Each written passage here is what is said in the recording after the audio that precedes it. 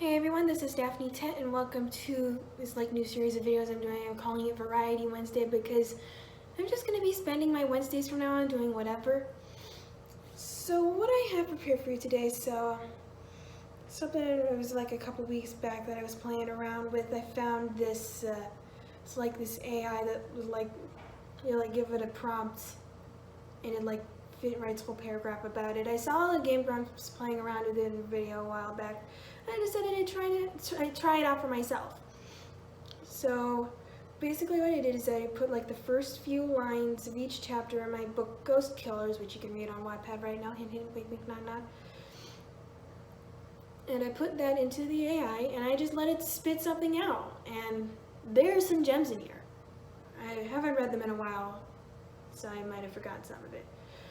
Okay, it's time for I put the start of each Ghostkillers chapter through an AI. Chapter 1, here's how I started. Hikari looked at Owen. Owen looked at Chintzy. Chintzy looked at Baba Yaga. Howard and Ember looked at all of them. The four all apparently weren't good enough ghosts. They didn't murder their friends. And now the continuation. They were just too lazy. You know, I'd like to know what happened to the two of them. There was no sign of them after they died and we were able to find a few pieces of them. Could they have been revived somehow? Ember looked at the three other girls. Well, yes, they all died, but one of them was taken by a strange man and the other was in a room with a woman with a black mask. The woman was the first one we found and she gave us the clues. Baba Yaga looked to the three of them. That's really strange. And there's no punctuation at the end. I feel like there's supposed to be a sentence there. Chapter 2 starts Howard, Owen, Elijah, Amanda, Keegan, Brad, Ashley, Chintzy, Hikari, Ember, Baba Yaga, Les, You Magic. The entire squad was here for the third annual Worthless Summer Games. The year's theme, the Old West. There's just one problem. There was an odd number. The continuation. We'd had a number of people in for the game, including by my count at least 3 people who were there for more than the first part of the event, and had already determined that the best way to play would be 3-player co-op. In other words, we didn't even have a 4-player game scheduled, or any 4-player game in the works, so we were basically stuck with this. It was a little intimidating, but it was worth it. I got to meet all the awesome people in the group, and they helped me understand the situation better. It was a good learning experience. Definitely not one of the... That wasn't one of the gems I was talking about. Chapter 3 begins. Chad, Les, Destiny, and Philip were able to check out the old place on Sunday, the first day they weren't filming. The house was in a suburban neighborhood a few miles north of Los Angeles, which was a 2-hour drive from their desert getaway. And then the continuation. We were a little nervous, a little scared, but it was cool, Chad said. I felt like an outsider. I was just like, what are we doing here? Then it literally says, advertisement, continue reading below. Like, oh God. Can you see it right where it says advertisement, continue reading below? I'm gonna assume you did. The first day of the episode, Destiny is in her house, preparing to head to a work party with some friends. After hearing the news that her mother, Anne, has died, Destiny heads to the kitchen to pick up a bottle of Chardonnay and get a bottle of wine. Oh God, I must. While she's doing this, she's approached by Philip, her roommate, who asks her, and then it just ends. And then I put in that last sentence and it says something about having sex with her. It's a real trip. Okay, chapter 4. It begins, "What's up, everyone?" Chintzy said to the camera. "It's time for the punishment. Right behind us is the Queen Mary, one of the spookiest ships in the world. And the 5 bottom losers, that is, me, Les, Baba Yaga, Amber, and Hikari, are going to have to visit the most haunted parts." The continuation. Hikari was the first to walk up. "Oh, I'm so excited!" She walked past Chintzy and the 2 guards and into the center of the room, where a tall glass case sat open on the floor. "You're really excited, aren't you?" Hikari said. "I'll show you." She pointed down to the floor where a small green bottle sat. "Let me," she said, pulling the bottle and putting it between the glass case, which is apparently in the middle of the room, and the floor, which is below it. It makes no sense. Does Bruno Mars is gay? She took a deep breath and looked to the 3 of them. It's got no punctuation. Okay. Chapter 5. Chad, Philip, Howard, and Hikari went back to the haunted house the next day. "I can't believe you're making me do this," Philip groaned. "Believe it," Chad replied. The continuation. "You're going to make me do this and I'm not going to regret it." "Well, I've got some ideas," Howard said, glancing around the room for anything that could scare them or make them do things they didn't want to do. "What about you, Philip? You can come up with something." "Why not?" "Because I don't think I want to have to find something that scares us all. I don't want to be the one who has to go through that." That doesn't sound like you, Philip said, frowning. Not really, Chad replied. I just thought it would be a good idea if you were the one to come up with something. All right. Oh, come on, this one has a comma. It has to be finished. Okay. Chapter 6 begins. Back on the worthless summer game scene, the whole crew gathered around the pool. That is to say, raided the pool at a local motel for the second annual Worthless Summer Games Belly Flop Contest, Old West Edition. And the continuation. It was amazing. The crowd sang along to some of our favorite tunes, watched a live video of us belly flopping, and then watched a guy eat an entire bag of potato chips out of a bucket, only to have it fall on the ground in front of him. Press F to pay respects. It doesn't actually say that, I'm just spitballing. Okay, the next week we were in California for the California Games, so I hopped on a plane to join the crew for the second annual California Games Bacchanal. It's spelled Bacchannal. If anyone knows what that word means, just hit me up. Just post a comment. Our last games was the final one of the day, which we also participated in, and we all did a raffle for some great prizes. The next day was the biggest one yet, that included the finals of the best of show category, the final round of the game, Coffin Toss, and which included some of the coolest people from. It keeps doing this. Like, finish your sentences, robot. Chapter 7. As the month of July ended, so did the Worthless Summer Games, and that meant it was time for everyone to go back to LA and start making normal videos again. However, for Destiny, that meant it was time to go back to Georgia and start living her normal life again. The continuation. Destiny has made a living out of her YouTube channel, but this past summer her parents finally started to worry about her videos and the money she had made for them. They told her that if she didn't start making more of her own content, they would have to take away all the money she was making from it. The last straw was when she posted a video of a kid shooting his friends as they were riding their bikes.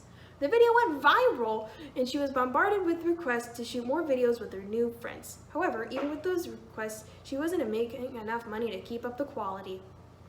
So this is basically a story of YouTube and violence. Swell! Chapter 8. It took a few minutes after they started driving for DJ to ask, it's a little late to be asking this, but how exactly are we going to do this? Well, if you look in the back, you'll see some flashlights and some of those vacuums with the long tubey things that you wear on your back, Chad replied.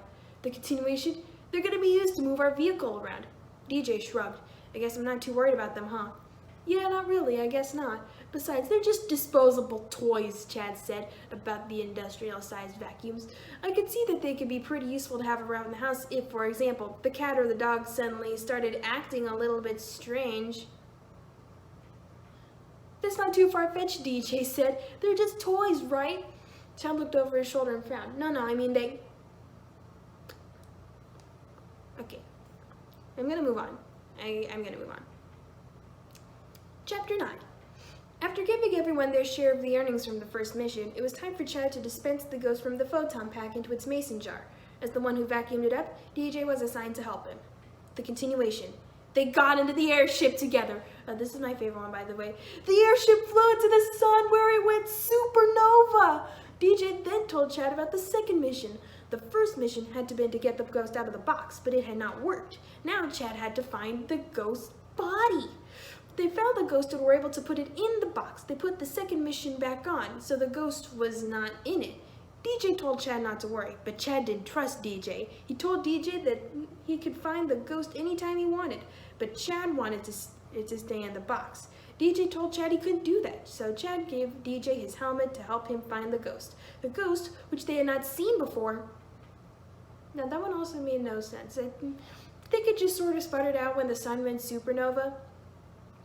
It sucks, doesn't it? Okay. Chapter 10. Chad and Les showed up at the Keith residence that evening. The two both had photon packs on their backs and tote bags on their shoulders. Why did I write that sentence? The door was answered by Roxana, the same woman who had called Owen. The continuation. Keith, it's me, Roxana. Hello, Roxana, what's up? Keith, you've been looking after Les and Chad, and they asked me to give you a letter to deliver to Chad. That's all? Yeah. Roxana gave her brother a look, then returned to her own room. In the meantime, Les and Chad asked Keith what was going on. Keith's explanation was that Roxana had sent him a letter with the map of the area, and a map of the area! It seemed that Les and Chad believed that it was a map of their respective territories. Keith thought that if this was a map of their respective territories, I think the problem with this is that Keith is actually Roxana's last name. I don't think the AI really understood that. And a map of the area and a map of the area, it's also sort of like picking up a bottle of Chardonnay and getting a bottle of wine. Okay. Oh my god, chapter 11. Chad sat at the computer later that day looking over the footage from the infrared camera. He didn't realize that Les's face would be taking up a quarter of the screen, but he was still able to see that ghost, Dominique. And now the continuation. Brace yourselves. He was just shocked at how much Dominique looked like Les. That's when Chad began to wonder. Les was gone. The ghost. Les had died. He was a ghost. Why? He began to cry. He never got the chance to ask Les to move in with him. Instead, Chad was moved into his new home. Les had been moved. He lost everything, but at least now he'd never be alone. He never got to say goodbye to Dominique again, but she'd die of a broken heart before the wedding. When Les passed away, Chad felt that his brother had died with them. Les had died before he did. Now he'd lost two people he loved so much. What had he done to deserve it? What kind of soap opera is this? What wedding? What brother? Give me details! Chapter 12. The ghostly quartet went up to the house that night. It was up on a hill, quite a distance from the town. The van wound itself up the driveway to the front door. This definitely seems like a place that will be haunted, Chad said. The continuation. But the first thing the quartet did was ring the doorbell all at once. It was just like the old-fashioned telephone. The guy answered and said, "Can we come in? We're ghost hunters." Finally, someone gets the point and they're ghost hunters. Okay, where was I? Okay. They asked if they could look around the house. The house was a mess. The windows were boarded up, the back door was unlocked, and it led to a storage room. But as the quartet looked around the house, they realized something was very strange. There were many things that didn't make sense. I could see the lights on that night. Okay. Chapter 13. The tables had turned. Hikari and Philip had no idea what was going on, but Chad knew full well. DJ had been possessed by a ghost, but whose ghost he was confused. He had seen Heather alive in the flesh when they first arrived, but that ghost looked just like her. A continuation. He couldn't say how he knew.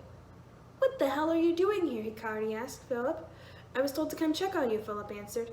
"Well, if that's the case, then I think it's a good idea that you leave," Hikari replied. "So listen up, you lot." She turned to the three, looking down at them. Hikari, Philip, wait, I thought Hikari was the one talking. "You all know that I am a witch." Except they did know. What if I include that she's actually a witch? That would be so cool. And I am a witch. And what you don't know is that I am a witch who has been possessed by a ghost, and the ghost has taken over my body. I picked up a bottle of Chardonnay and gotten a bottle of wine. Okay. And enough making fun of these. Enough making fun of that one. Okay. Chapter 14! The next day, Chad was going to transfer Athena to her jar. Of course, she wasn't an ordinary ghost. She was an astral spirit, whatever that was. This was going to be an experience. Would she go into her jar? Would she find a way to escape once he left the room? The continuation. Who was she? Why had she been summoned? What'd she do? She opened the jar to the best of her ability. Oh crap, this is getting bad. As soon as she started opening it, she started shaking. She was scared to death. She wanted to go back into her cell to hide. Maybe they had made her go into the wrong jar. Maybe she was a bad ghost. She felt a little bit like a little girl. She wanted to stay in her cell. Maybe she would stay there for the rest of her life. Then she was back. She was in a cell. She was surrounded by bars. What would happen to... And that's where it ends. It was actually pretty cool. Ooh, and it's time for chapter 15. This one is actually quite out there. But I think the lines I gave were a little bit misleading. Okay, time to get to the thing. Anyone driving on Whispering Pines Road would have stopped and stared for a couple of seconds at the white van with the words Ecto 2 written on the side in black badass letters parked in front of the brown one-story house with the faded pink flamingo stuck among the line of bushes along the front porch. But there's a very good explanation to this. The continuation? On the night of February 25th, 2004, a man named David McElroy, then 31, was driving from his home in West Hartford to the Yukon campus in Storrs, where he was a computer science major. The first 3 hours of his journey were spent getting ready for a night at the Whalers game, and he'd come out of his house to find that all of the Whalers buses had been canceled that evening. The man had come to the university because he liked the people, and it turns out he loved the game and the players, and he had no intention of leaving the campus. Okay, maybe they just all don't have periods? Or maybe, did I remove them? It was like a couple weeks ago that I did this. It's weird. Okay. Chapter 16. Veronica stood over Chad in the storage room as he blew the ghost out of the photon pack and into its jar. He quickly removed the nozzle and slammed on the lid. He picked up the jar with one hand and handed it to Veronica. The continuation? Here's the deal. If you get in any more trouble, or I think you're trying to steal from me, I'm going to blow the entire thing out of your head. What do you mean? Veronica asked.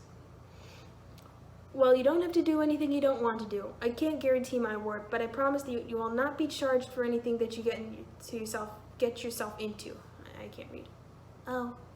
Then you can't get hurt. You get to stay as long as you like, and you'll be able to tell me when you're ready to come out. Chad pulled his head out of the jar. He looked up at the ceiling.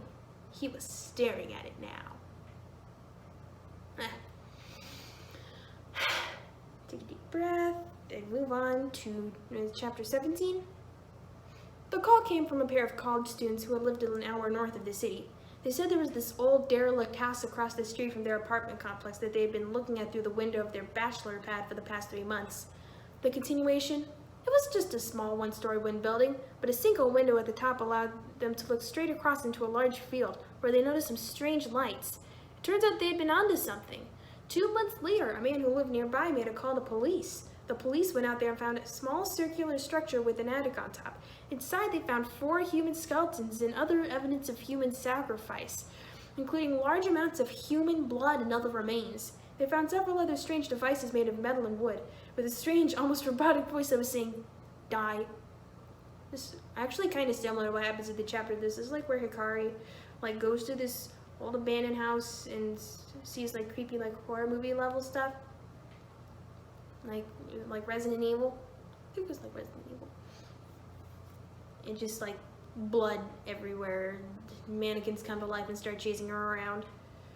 But speaking of mannequins, here's chapter 18. Hikari had to work to yank the mannequin out of her trunk. It was so easy to lift up and put in that she was sort of surprised that it would be this hard. Maybe it was the rush of adrenaline and the sheer determination to get that thing to stop chasing her. The continuation. Her hand was so slick with blood and sweat from the fight. "How about this?" she said, taking another tentative swing. "I'll get the next one, while you get this one. I think I see my chance," the mannequin squeaked, its legs kicking up with each step. Hikari's fingers slid over its arm, and then the other. It tried to jump back again, but the girl was already turning to take another swing. "Yeah!" Hikari laughed as her attack was blocked, and the mannequin staggered back, clutching his chest and... So basically, in this chapter, we get Mannequin Fight Night. I might just include that. Mannequin Fight Night in Ghostkillers. Okay. Chapter 19. It came as sort of a surprise when Philip and DJ announced that they would both quit doing worthless games full time. They had been gradually appearing in fewer and fewer videos, but no one really expected them to cut ties. The continuation? And yet they did.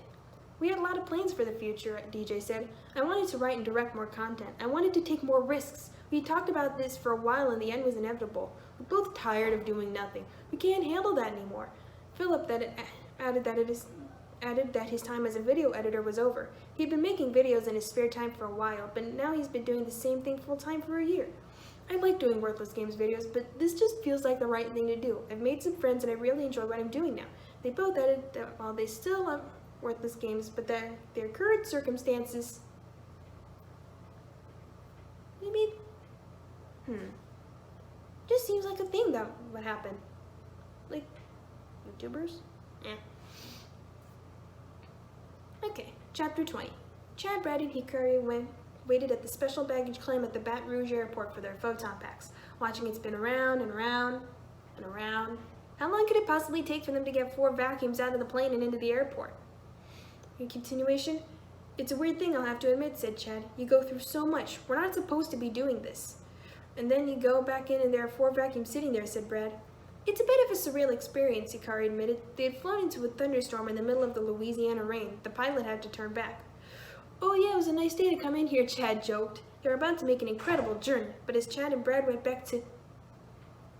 Well, this actually seems pretty nice. An incredible journey, going to Baton Rouge to hunt some ghosts. Okay.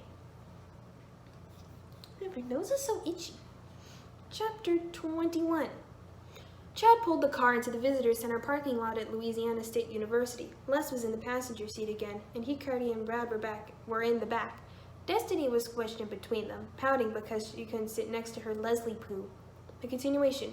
Brad looked down the length of the driveway, but she seemed to be looking ahead. Which she are we talking about? Is Brad a girl? Okay. She wanted to talk to them. They walked up the drive and they both smiled at each other. Les noticed a large open room at the front of the building. Oh, we'll have to talk inside, he said, and then he pulled into the parking lot. Destiny got out of the back seat and looked at the room. It was enormous, maybe twice the size of a tennis court. It looked like the floor had been filled with sand, and in places the surface had collapsed. There were three big... Oh my god, Ghostkillers Jones. Indiana Jones meets Ghostkillers. Let's go. Chapter 22. A funny thing happened between catching the ghost and driving to the airport the next day. A snap decision was made. A snap decision involving Brad. As Chad lay awake in his bed at the hotel that night, recovering from surviving an almost 175-foot fall, Brad was on the phone with Devin. The continuation. His voice was soft. If we ever meet again, let's have dinner at a good place, Brad said. Brad was calling in the middle of the night in an attempt to break the ice and bring them together again. Chad knew Brad was serious. He told his buddy that he loved him. His voice was soft. Hey buddy, do me a favor and just tell your mom that I'll get home in a few minutes. Let her know that you are trying to tell me the whole thing. Just keep her in the loop. Okay, Chad, Brad said as he hung up. So apparently Brad's gay too. Just like Chad. Brad and Chad, two gay... I can't say dads, they're not dads. Okay, where was it? Chapter 23. The ghosts are missing? Brad asked. What do you mean the ghosts are missing? I mean the ghosts are missing, Les shouted back. They just heard a bunch of crashing in the basement, so I ran down here and all the ghost jars have been broken. The continuation. Is this what it sounded like? I guess it was kind of like a crash or something. It's fine, Les said. It's nothing. Brad was silent. He just stared at the two. The rest of the class left, and Brad and Les were left alone again. Brad? Brad turned around and saw Les staring at him. What is it? Les asked. This isn't like the others, Brad said. I don't get it, Les said. What? That's just how it ends. What? And was the class to what? It's just the two guys having a conversation on the phone. And last but not least, chapter 24. Chad shoved all 4 of the Athena jars all the way to the back of the otherwise empty ghost shelf. He sighed. Hopefully he'd never have to deal with her again. He looked over his shoulder at DJ. What are you doing here? The continuation. My boss is calling me. Just wanted to check in with you. Chad rolled his eyes. DJ had been his best friend for as long as he could remember. He knew it was silly to say, but it was true. DJ stood behind Chad, and the two began arguing in the silence of the empty store. Chad ignored him and just sighed and held his hand over his chest. His boss was already in the store, so DJ could do what he wanted. DJ continued to berate Chad, but Chad ignored him as well. Chad had a habit of ignoring anything that's how you're gonna end my radical awesome book? With the word that, it's not even a complete sentence. This is actually not a complete book. I just put a few lines in AI and made them into paragraphs, but that was all the chapters. Thank you guys for watching me read through these little nonsense paragraphs that may or may not make it into the book. I'm probably gonna do some revisions eventually once I get finished with Splatoon and Utopia and all that stuff. Well, bye. I'm gonna turn the brightness of my computer up so that I can go back to doing normal stuff on it. Okay, I'm just messing around.